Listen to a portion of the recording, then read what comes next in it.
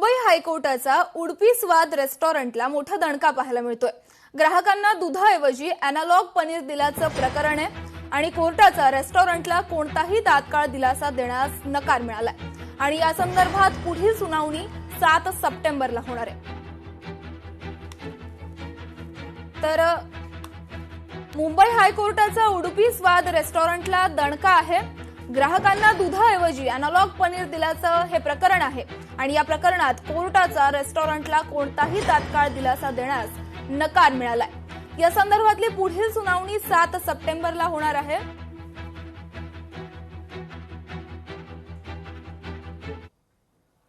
तर नाशिकमध्ये काँग्रेसकडून मोर्चे बांधणी पाहायला मिळते।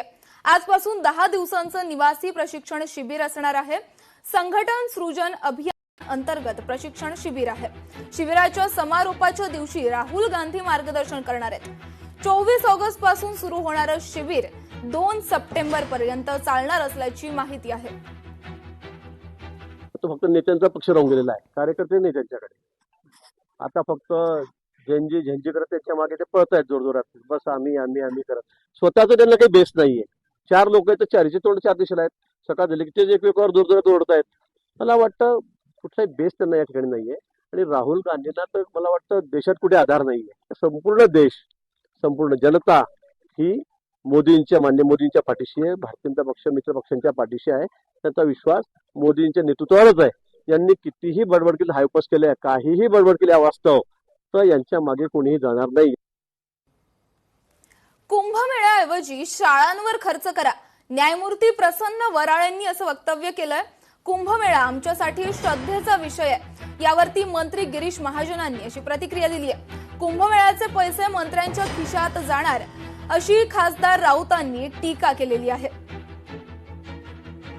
या हजारो कोटीच्या रकमेत जर साधन तरतूद करत असेल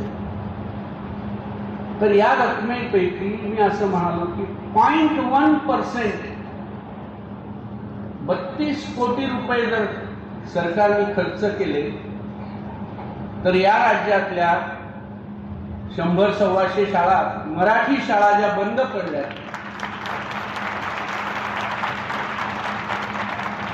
त्या बंद पडल्या नाही। कुंभमेळ्यासाठी तेवढंच महत्वाचं आहे। आमची आस्था आहे त्या ठिकाणी, एवढा करोडो लोकांचं श्रद्धास्थान आहे, ते केलं पाहिजे ना।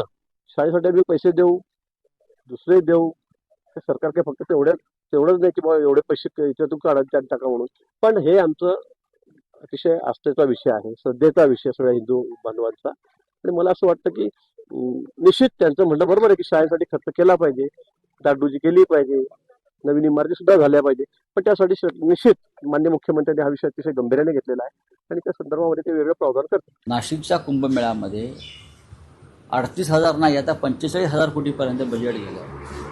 त्यातले फक्त 10 ते 15,000 कोटीच खर्च होणार आहे। फार तर बाकीचे सगळे ठेकेदारांच्या माध्यमातून मंत्र्यांच्या, कुंभमेळा मंत्र्यांच्या, चंपतरायच्या खिशात जाणार आहे सगळ्यांच्या।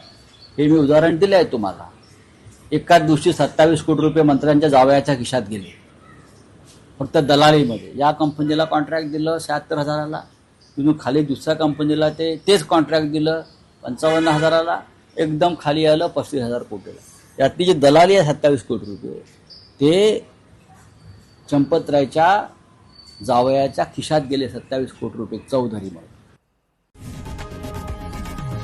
लोकशाही मराठी ऐका, पहा, जागरूक रहा।